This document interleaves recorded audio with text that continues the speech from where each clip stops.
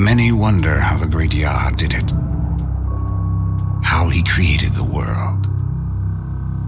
Like all great things, it began with the seed of an idea. It did not take Yah long to grow the seed he put in the clouds, to make it become so much more than just an idea. To make a city of islands with a mighty tree that could bring life and shade to all of Yah's creations. Creations like the Lego spheres that gave the tree life and sustained it. Or the rivers that flowed from the tree to other islands Yah had not yet created. All great artists like to look at their masterpiece after they've finished, to marvel at it, to enjoy it. And Yah did this and saw that it was very good. And like all great artists, one good idea always leads to more. In Light City, on the top island of Zioden, Yah created from the deep river a number of creatures that he called the Chozak. And then he put them to work. It was the best of work and the best of play for the Chozak, who tended and cared for the mighty tree in Zioden. But there was one job that was greatest of all, a special job given to only one. Malak was given the ability to travel throughout the tree, making certain that all parts of it were growing in beauty. Malak was loved and respected by all, especially by his assistant, Anelius. But one day, and this was a sad day indeed, something began to grow inside Malak. Yes, like a seed. Instead of enjoying the cool shade the tree brought him, or the special job that he was given, Malak began to hate it. He hated how the Chozak looked up to Yah instead of to him, the great keeper of the tree whose job was to help the tree grow. And Malak even began to hate the great Yah and the tree he had promised to protect.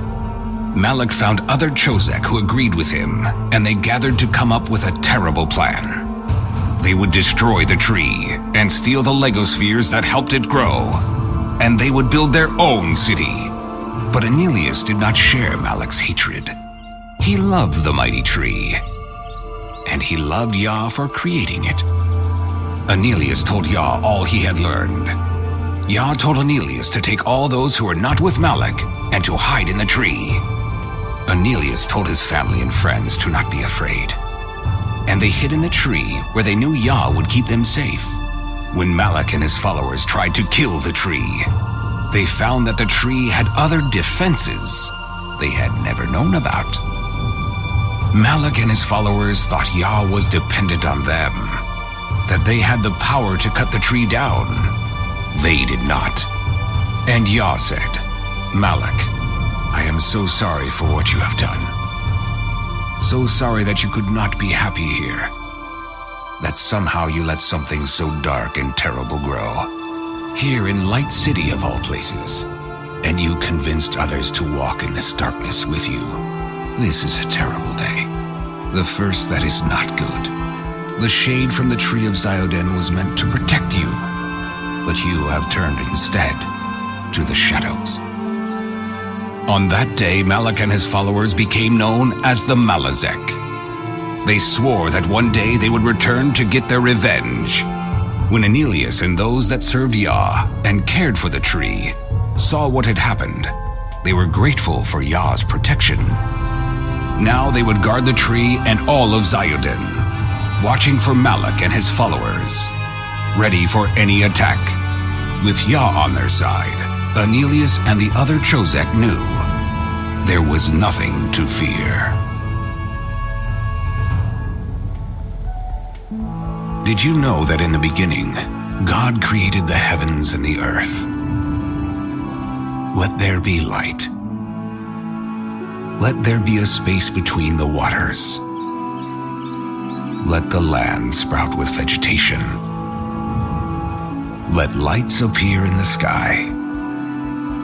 Let the waters swarm with fish, and the sky with birds. Let the earth produce every animal, and let us make human beings.